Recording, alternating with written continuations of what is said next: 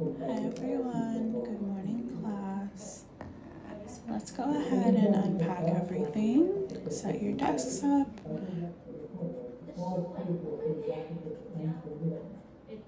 And it looks like we're going to be releasing about 4:30 today. If we do end up getting out early, I will let you know ahead of time.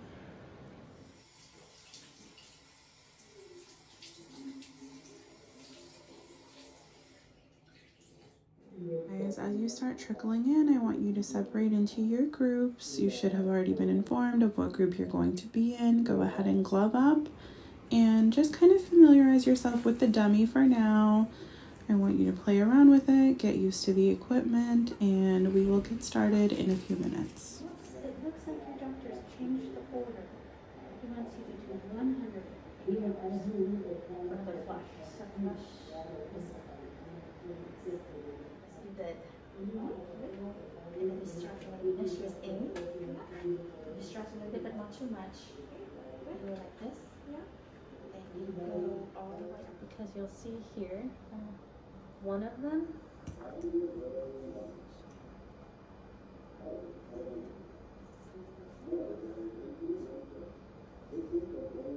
So it should come out of. So the blue is.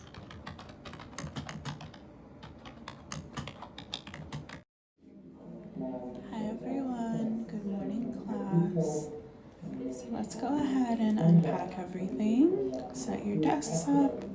We're going to start by going over the syllabus and looking at the packet that I gave you.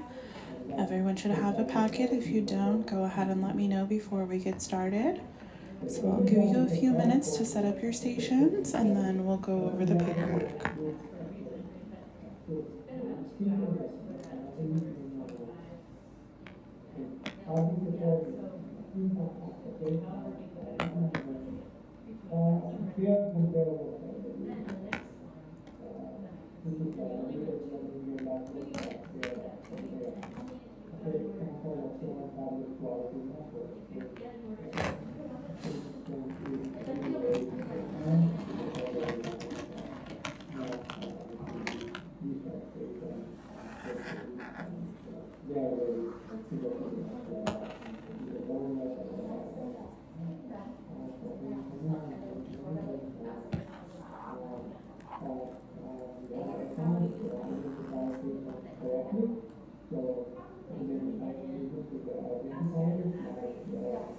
Okay guys, don't forget to take out your notebooks. I want everyone taking notes throughout the day and I will be collecting these notes at the end of the week, so make sure they're thorough, and these are the notes that you're going to be using for the open book test at the end of the week.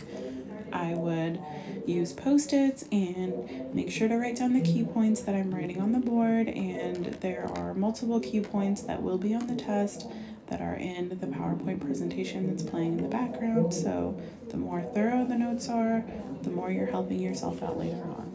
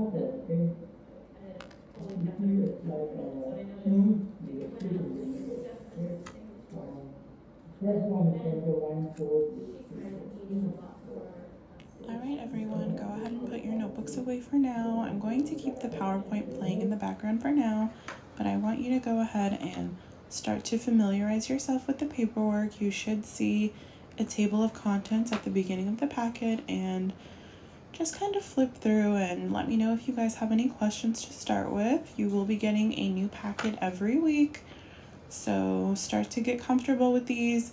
Definitely don't lose it. There are a lot of pages, and this content is really going to help you as you're doing your self-guided learning.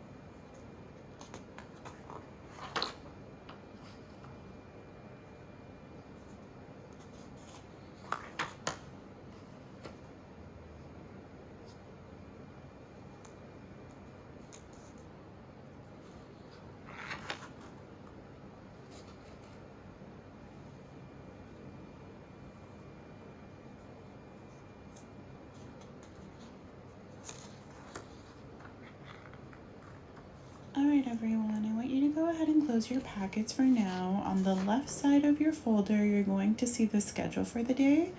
So let's go ahead and get that out. I just want to look over it with you really quickly. As of right now, we're on track. We're maybe a couple minutes ahead of schedule, so that's great. You guys are doing really well. And it looks like we're going to be releasing about 4:30 today. If we do end up getting out early, I will let you know ahead of time. So just look that over. Behind the schedule, you're going to see the Chronos paper. And this is what you're going to be using to clock in your school hours, okay? This is very important. This is how you guys are going to get all of your hours. And behind that is the paper that needs to be signed by your preceptor. So once you guys move over to the clinical portion, you will have to have your skills checked off. This is very important. Please do not leave without having this signed at the end of the day, okay? So look that over quickly, and then I want everyone to go wash their hands. Make sure you're following at least the 20-second method. Wash your hands thoroughly, and then head over to the clinical stations. I will meet you there.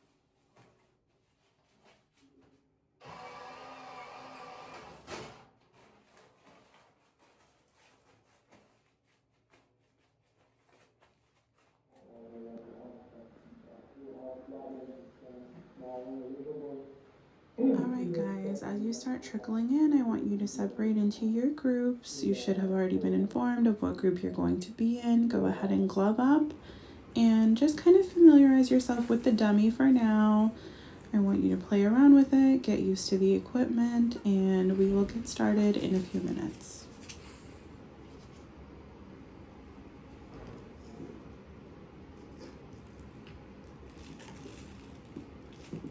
Lady, please silence pension 67880. Lady, please silence pension 67880.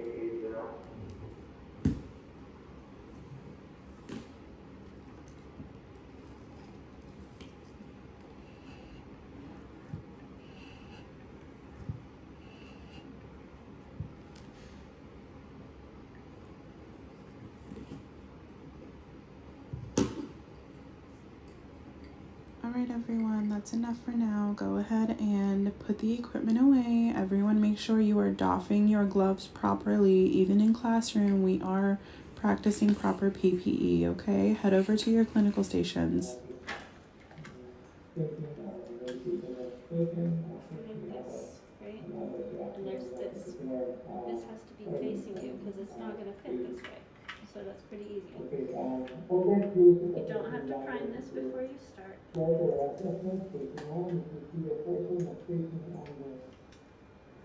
then it stretches. Don't pull it too hard. You'll pop it and then it will hurt you. And then it goes in like that.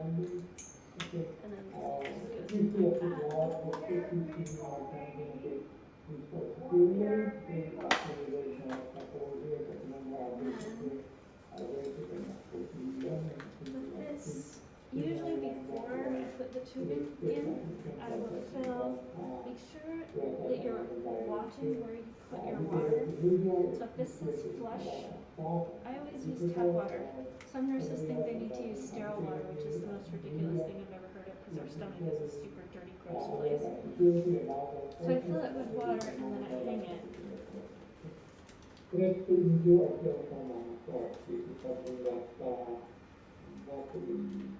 Always label your tubing. Always label your tubing. And then I pour the food in. And then I hang this one. Sit down. Make sure the top is closed because you don't want bacteria to get in and grow in the feed because the feed is a super sugary, proteiny place for it to grow. So then we'll turn it up.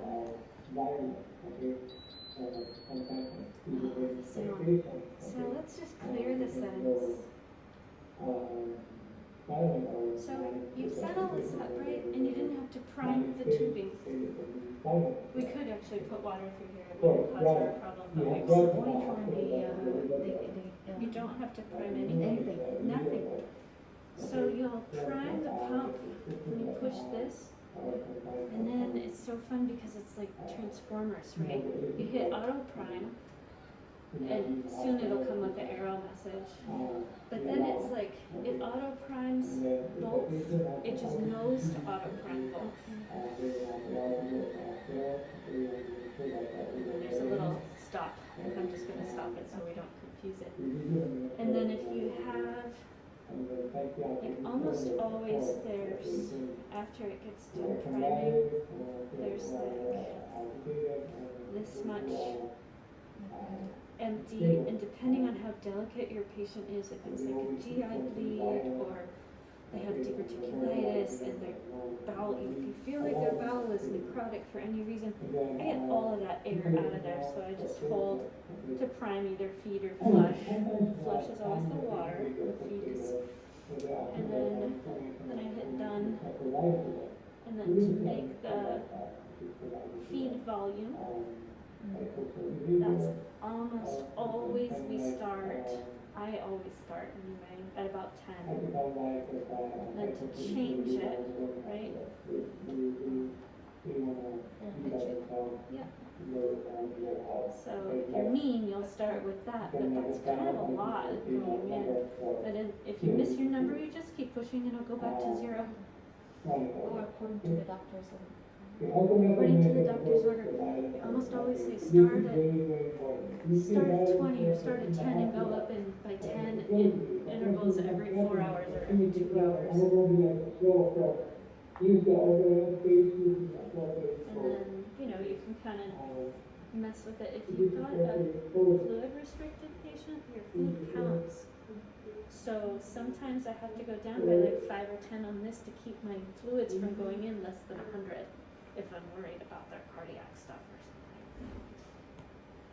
something. 0, and then let's just make it 10 so for the enter. And then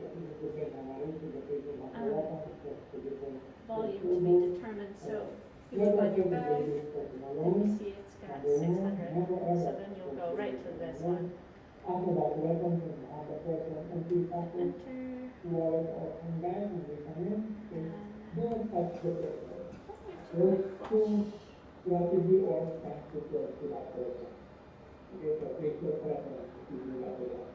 Sometimes you can do, so let's say you've just given your meds and you want to flush your tubing, right? Because you've just pushed your meds through that GI tube. You can just flush now. You can hit flush now and you can hit like, usually 30 is what I do after a med, or 40 doesn't really matter. Unless your patient is difficult. Let me see if I can remember how to program a flush. And then whoops, it looks like your doctor's changed the order. He wants you to do 100 hours for the flush. So flush is 100 every 8. 1 times 8. Let's do that. And then you start when she was in. Okay, Sarah, I want you to head over to the clinical station in the corner, familiarize yourself with that equipment, and then in a few minutes, your preceptor is going to go over PICC line placement with you, okay? This is up to you, how much you put in. So you probably put in 400. So 400. Enter. Okay, and then enter. And then the rate over here. It said 10. So it's good. Yeah, good. And then now for flush. Right, done. Done for that. And then flush here. Good. You said flush zone is, you said 40 every 4 hours. 40 every 4 hours. So flush volume 40. But this is flush interval on. So go back by. You could put in hours while you're here.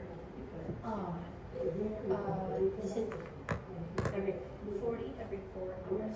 So 4 hours. Okay. Okay, and then enter. Good.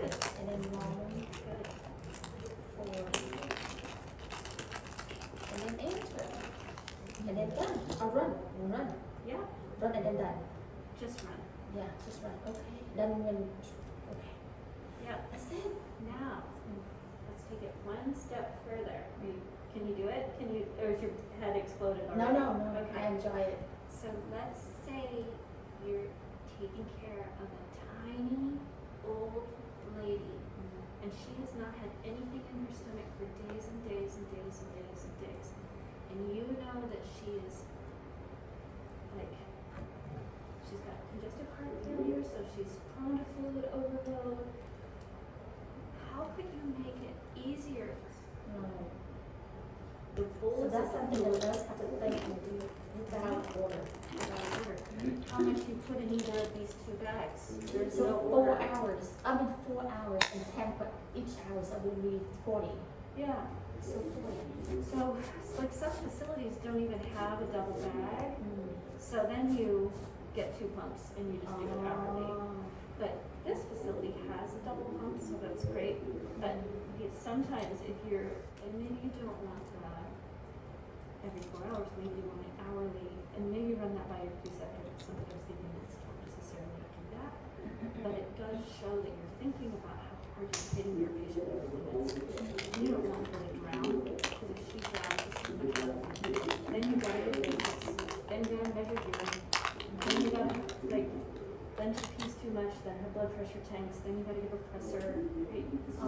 work.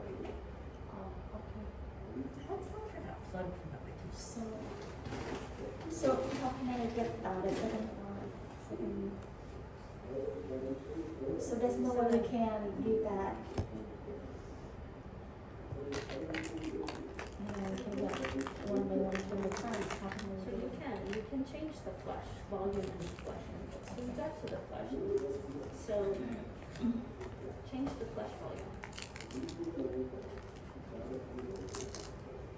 Head flush, change the volume to 10.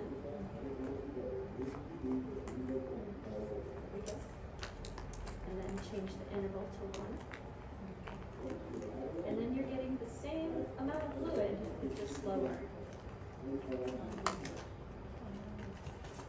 If you care, if your patient is sick enough, and probably here. At this time, everyone should be switching gears and starting to look into the PICC line dummies and PICC line placement. Okay, preceptors, please gather your groups. It's important to get his stomach used to stretching a little bit. Blot it off.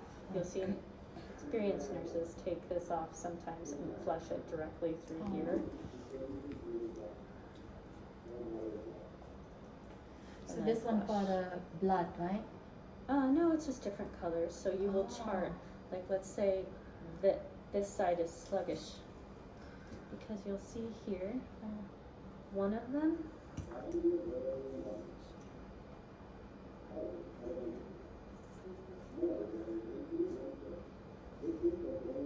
So it should come out of, so the blue is the distal one, because it's further away. Medication. Like if you're doing adenosine, right?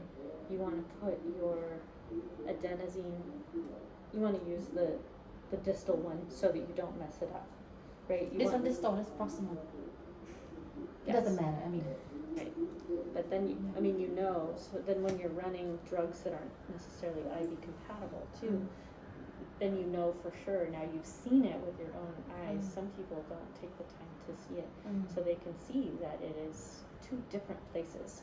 And if it's going into a nice big line, even if these two things aren't compatible at all, like let's say it's D5 NS and blood, you can run them at the same time. Even though normally you wouldn't run D5 NS with blood because it makes it crystallize, like it clots it up right compatible. away, right? D5 is sugar. a sugar. In the video they said they have three. One to withdraw the blood, one is for the meds, and one is for something else. Right? Right, but it's not for, it's just maybe what the nurses are using them for. Depends on protocol. Right, it doesn't, it's your choice. So there's this little tubing like this, right? I would, we would start over and I would have you do a 250 ml bag of saline. So here's the blood. So you've pumped, we've gotten the order for blood, we've checked our patency of our lines, we've checked our vitals, we got our temperature, our pre-blood temperature. All this tubing, the saline part is set up, right? Then we make sure this is closed, right? Then you hook your blood up. This has already been running at maybe 5 an hour, right? Maybe it's going through a pump, maybe it's not. This today, it looks like it's going through a pump. Right? What is happening? Yeah, it's not going through a pump. So then you close up the saline and start your pump. And it'll pull needle in here, right? And it's running, like we talked about earlier, it's running 175. Oh, here, We start at 75 first, and then at the beginning, the patient can tolerate and increase it gradually. Now the blood needs to be all the way down to the site at the patient first, and then then your 15 minutes starts. Yes. Yeah. Everything is ready first, and then start a machine. Right. Looks like here, facility protocol is that blood has to go through the pump because this is only, like this tubing isn't going to work unless you have it. So and then it's also easier to control that stress as speed later. Yeah. So we'll do the machine. but like during COVID, we didn't have tons for things, so we Ran ran out? out. Oh, Yeah. funny, isn't it? Yeah. So we have the blood, IV, the nutrition, that's all. Yeah. Okay, maybe the antibiotics and Yeah, so the piggyback will come. You'll get normal saline if you don't have enough IV sites to run a piggyback through. Maybe this, you would never run a piggyback. I don't ever run a piggyback with lactated breeders because sometimes the sugar messes with sugar them, mess up with. right? So this would be just continuous, right? But let's say you had antibiotics to run. Some people will piggyback their antibiotics off of the continuous fluids. I'll do that if the antibiotics are going in at the same rate as the continuous fluids. All But right, otherwise, I everyone, don't. let's go ahead and take a break for now. Head over to your stations and I will meet you at your computers, okay? Eliminate my continuous fluids from my infusion. All right, guys, go ahead and log into your portals. Once you're logged in, I want you to go into the upper left-hand corner and click on the summary tab. Write me a couple sentences about what you learned today. You can leave notes if you have any questions or comments that we can address tomorrow. After you do that, don't forget to submit your notes. And once your notes are submitted, I want you to have those papers signed by your preceptor, okay? Do not clock your hours in Chronos before getting that paperwork signed. I will see you guys tomorrow, and I hope everyone learned a lot today. Thank you.